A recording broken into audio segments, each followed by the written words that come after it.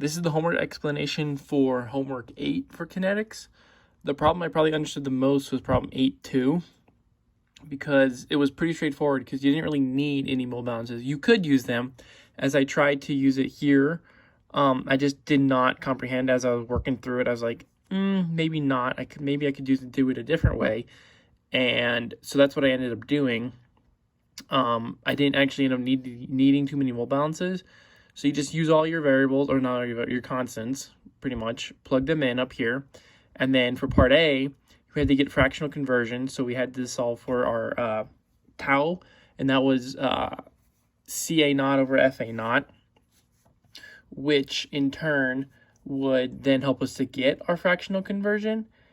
And then that value ended up being, as shown, 635. Then for second part, we needed the temperature of the feed.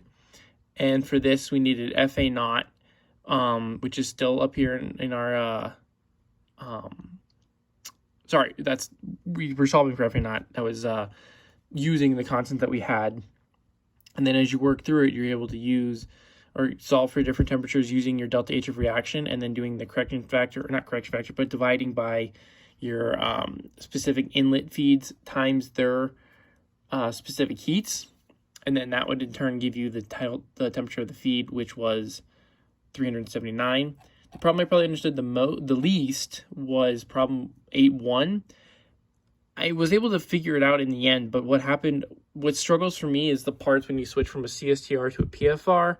So like, for example, A and B was in the CSTR. Then you had to do part C in a CSTR, get your values, and then use that for your PFR.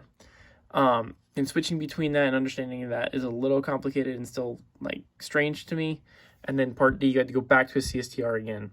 So that part is still strange to me.